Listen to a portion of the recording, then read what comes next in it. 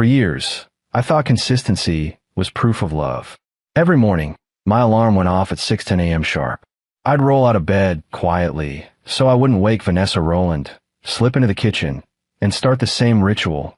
Coffee brewing, news playing low, calendar open on my phone. Numbers, meetings, projections. My life ran on structure, and I took pride in that. Vanessa used to say she admired it. She worked in brand consulting, events, campaigns, social presence. Her world revolved around impressions and energy. She dressed like every day was an opportunity to be noticed.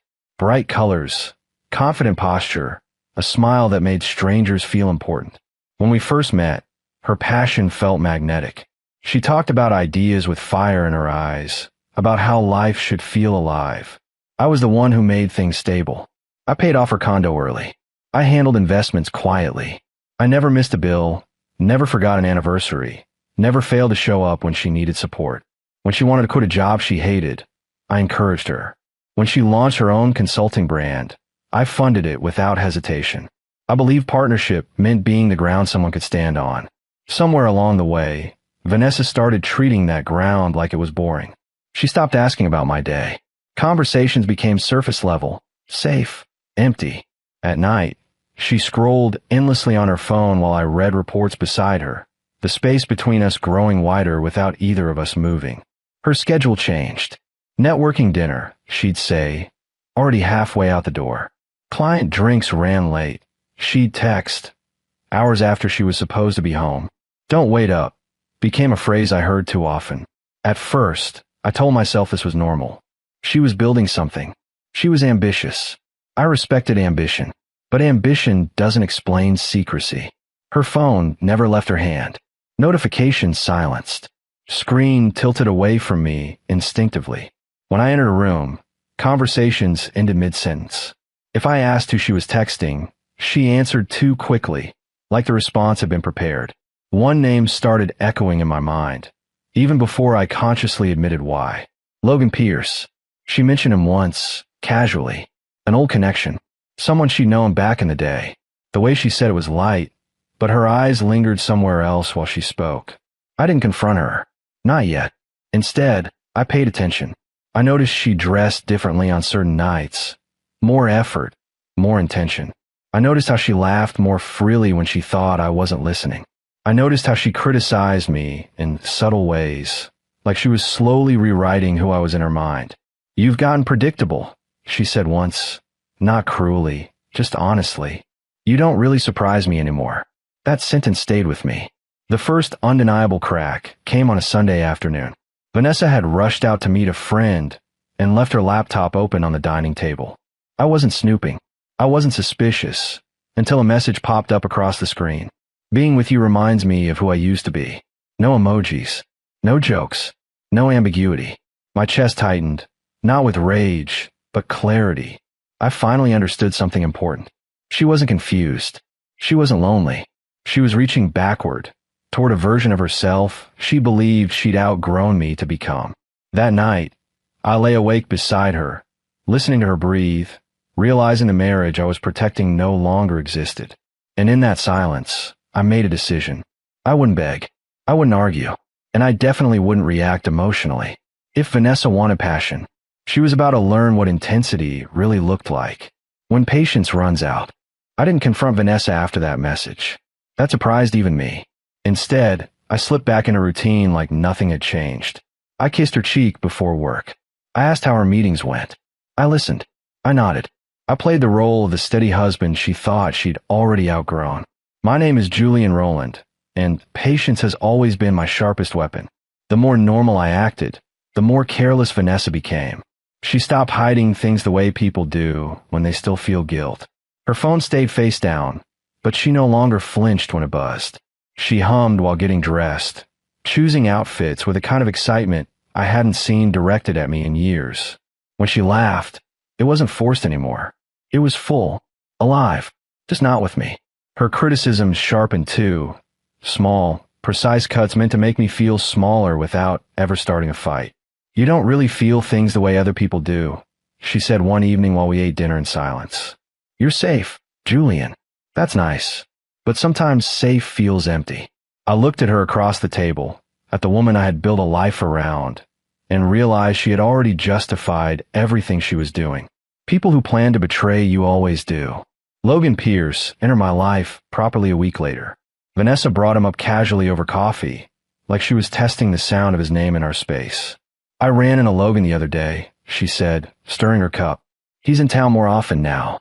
Consulting stuff. I kept my expression neutral. That's so. I replied. She watched me closely, like she was hoping for jealousy. When it didn't come, something unreadable crossed her face. Almost disappointment. He hasn't changed much, she added. Still intense. Still passionate. There was. That word again. Passionate. The word she used whenever she wanted to justify chaos. I nodded once. People rarely do change. That night, after she fell asleep, I finally allowed myself to look deeper. I didn't hack. I didn't spy. I didn't cross lines that would make me feel like someone I wasn't. I simply followed patterns. Dates. Times. Locations she'd mentioned casually, and then forgotten she'd told me about. Patterns never lie. Within days, I knew where she went on her late work nights. A wine bar downtown. A private corner table. Low lighting. The kind of place where conversations feel intimate even when they shouldn't be. I went once. Alone. I sat at the bar, nursing a drink I barely touched, and watched from a distance. Logan Pierce was exactly what I expected. Confident posture. Easy smile. The kind of man who thrived on attention and mistook intensity for depth. He leaned in close when he spoke. He touched Vanessa's wrist when he laughed. He looked at her like she was a prize he'd reclaimed. And she let him. The way she smiled at him hurt more than the betrayal itself. It was softer, warmer, like she was remembering something she believed she'd lost because of me. I left before they noticed me. I didn't confront her then either. Because revenge isn't about explosions. It's about control. Logan wasn't just an old flame. He was married. That discovery came quietly, through a mutual connection who didn't know what they were revealing. Claire Donnelly, an industry acquaintance, mentioned Logan's wife in passing during a phone call, how Megan Pierce was organizing a charity event, and how proud Logan was of her. Proud. That word sat heavy in my chest. So now I knew everything I needed. Vanessa wasn't chasing passion. She was chasing validation. And Logan wasn't in love. He was reliving an ego boost from the past. Two selfish people mistaking nostalgia for destiny. I adjusted my life accordingly. I moved assets. Not dramatically. Just enough to be prepared. I documented timelines.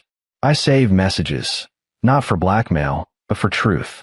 I spoke to an attorney quietly, calmly, like a man discussing future renovations instead of the collapse of his marriage. At home, Vanessa grew bolder. She compared me to Logan indirectly now, praising traits I supposedly lacked. He listens, she said one night, scrolling through her phone. He actually feels things. I smiled faintly. I feel plenty. I just don't perform it. She laughed, but there was an edge to it. Like my calm, unsettled her. Good, because the more secure she felt in her choices, the less she noticed the ground shifting beneath her. A few days later, she mentioned the upcoming reunion. Everyone's going, she said. Old friends. Old memories. It'll be fun. The way she said fun told me everything. She wanted an audience. She wanted to feel admired. Desired. She wanted to rewrite the story of her life in front of people who only knew fragments of the truth. I agreed instantly. Of course, I said. We should go. She blinked, surprised. Maybe she'd expected resistance. Maybe she'd hoped for it. That night, lying awake beside her again, I didn't feel anger. I felt ready. Because the thing about people who humiliate you publicly is this. They assume you'll either break or explode. They never expect you to stand perfectly still and let the truth walk into the room on its own. The days leading up to the reunion felt strangely calm. Vanessa was in a good mood, too good. She hummed while getting dressed, practiced smiles in the mirror, and spent extra time choosing what to wear. Not once did she ask my opinion. She didn't need it. In her mind, the night already belonged to her. I played my role perfectly. I listened when she talked. I offered to drive. I even complimented her dress the night before, watching her pause just long enough to absorb it before pretending it didn't matter. But inside, everything was calculated. The reunion was being held at a renovated hotel ballroom downtown.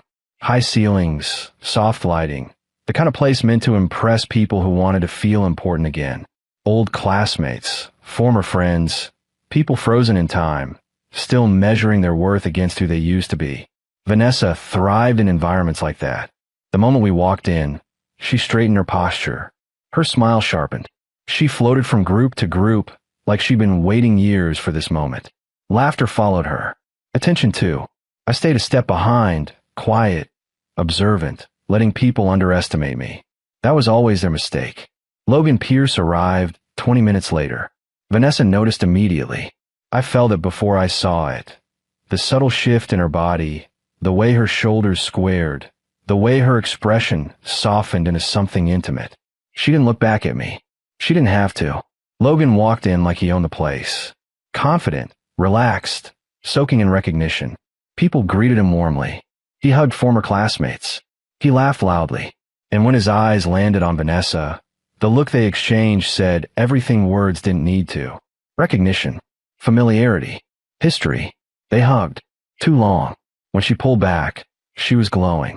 "Julian," she said finally, gesturing toward me like an afterthought. "This is Logan. We go way back." Logan shook my hand firmly, his smile polite but dismissive. He looked at me the way men do when they've already decided where they stand in comparison. "Good to finally meet you," he said. "Likewise," I replied calmly. He didn't know who I was beyond what Vanessa had told him, and I was certain she hadn't painted me generously. The evening unfolded exactly as I expected. Vanessa drank more than usual. Her laughter grew louder, her stories bolder. She reminisced openly, too openly, about the past, about how things used to feel, how intense everything had been back then. Each story placed Logan at the center, casting him as the spark she'd lost. People listened. Some smiled awkwardly. Others leaned in, sensing drama. And then she crossed a line she couldn't uncross. It happened near one of the high tables, surrounded by a small crowd. Someone joked about old relationships, about the one that got away. Vanessa laughed, wine glass raised, eyes flicking between Logan and the people around her. She said something that made the room react. A collective sound of surprise, amusement, discomfort. I won't repeat her words. I don't need to. The message was clear enough. She was comparing, measuring, declaring that the man she married lacked what the man from her past still had. She did it lightly, like a joke. Like humiliation could be softened if it came wrapped in laughter. People looked at me, some with pity, some with curiosity, some waiting to see how I'd respond. Vanessa glanced at me too, her smile daring me to react. She expected anger, embarrassment, maybe a sharp retort she could frame as insecurity. I didn't give her any of that.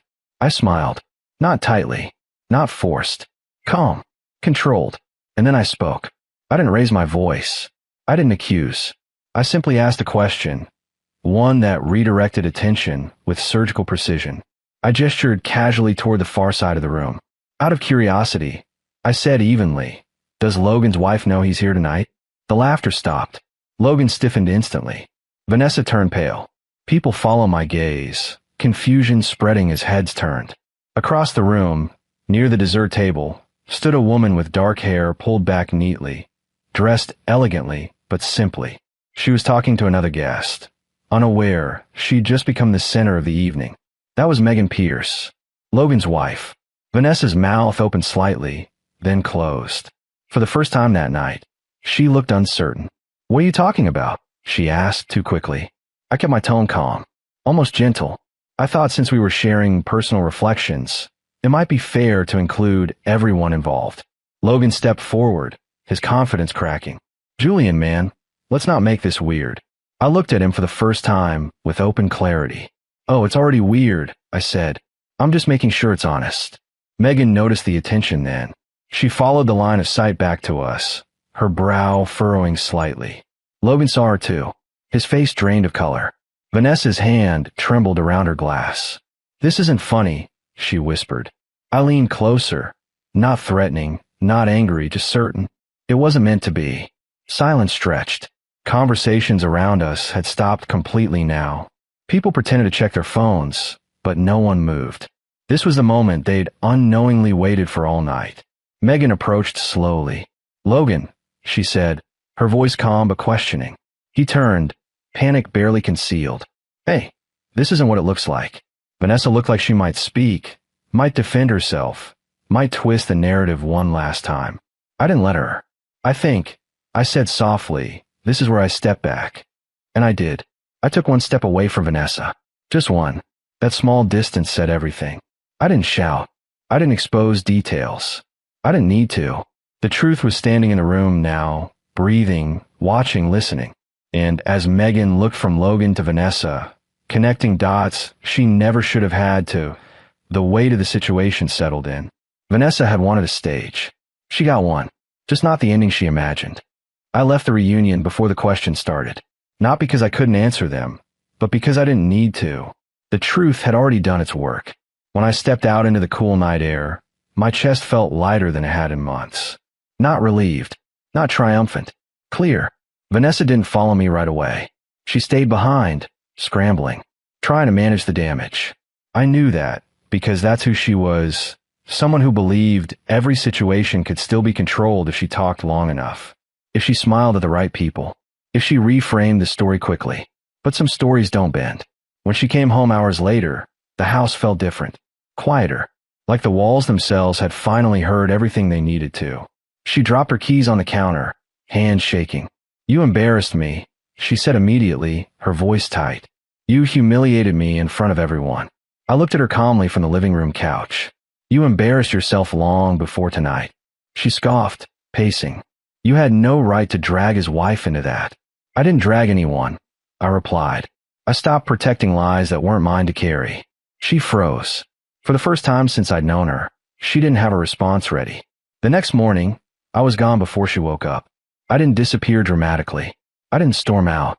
I took what I needed, documents, essentials, clarity, and left a single envelope on the kitchen counter. Inside was a copy of the timeline. Dates, locations, messages she'd forgotten she sent. Not accusations. Facts. She called me before noon. Julian, please, she said, panic bleeding through her voice now. We could talk about this. You don't have to do this.